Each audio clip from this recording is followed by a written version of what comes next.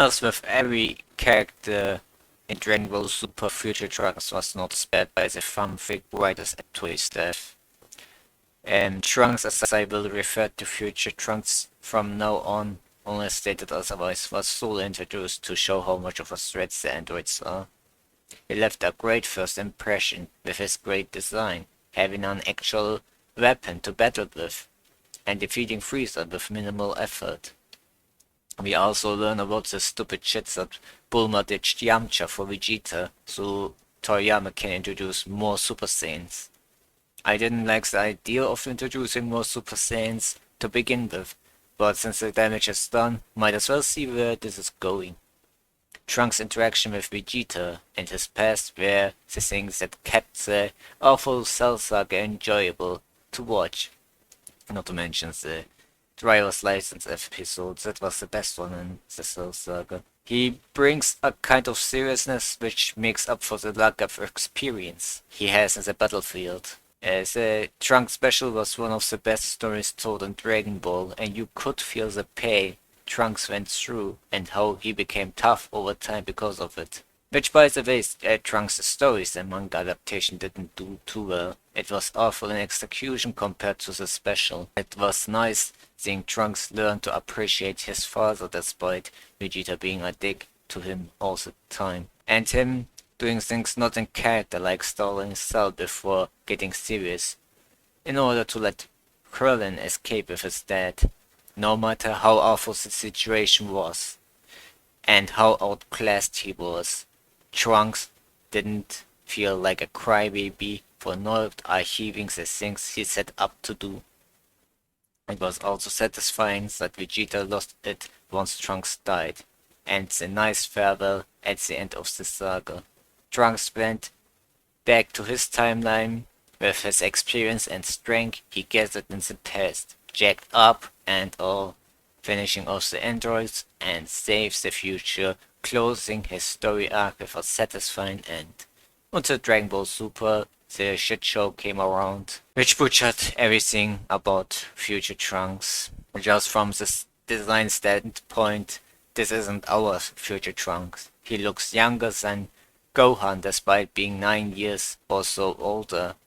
You can argue about a bit with Gohan aging faster because his responsibilities and not everyone aging at the same speed, but Future Trunks looks younger than he was before going back to the future. He came out from the time chamber older, and now he uses his sword again. Fine.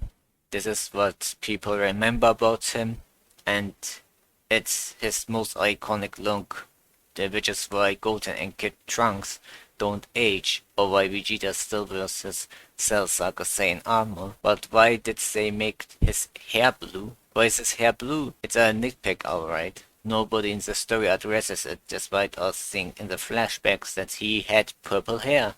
Why does Kid Trunks not have blue hair? Toriyama obviously drew him with that color too. Also, that's the guy who can't remember which hair color he gave which character. One point Bulma had purple hair, another point she had red hair. In the anime you can kinda buy Bulma's hair color slightly changing tones, because that's not all that significant, but light purple to aquamarine blue are completely different colors. A colorblind person would even see the difference. They began shipping Trunks also with Mai from the Pilaf gang. Freaking Mai shipped with Future Trunks. Can you imagine Android 18 being shipped with, let's say, Oolong or Pilaf?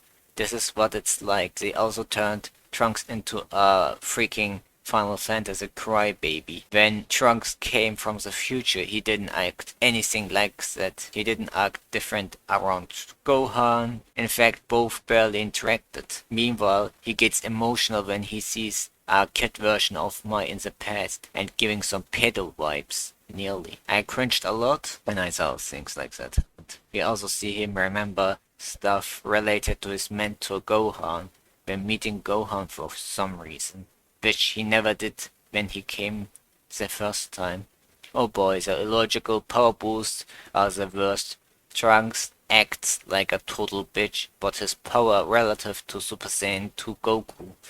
Later we see him take a blast from Pink Super Saiyan Evil Goku that knocks out Super Saiyan Blue Goku too. Why didn't he die? Power scaling out the window. Both Samus were trying to kill them, but it is not the worst thing. Trunks made countless homages because that's the only thing Super is good for. By using literally every character's moves, like Final Flash, Garlic Gun, freaking Mafuba.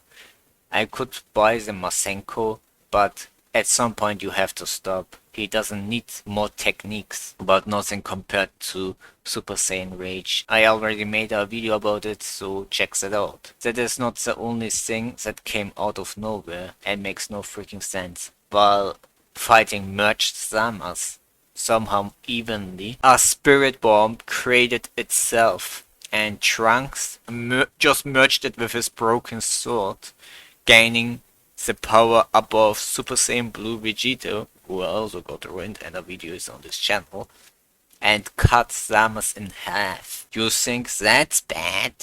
Which, him getting 3 power-ups out of nowhere, just wait, there's more. It's not like Trunks could train on the V's for a few days or just do the stupid god ritual that gives you a free transformation. Fuck continuity, we need a new plot device, maybe 3 or 4.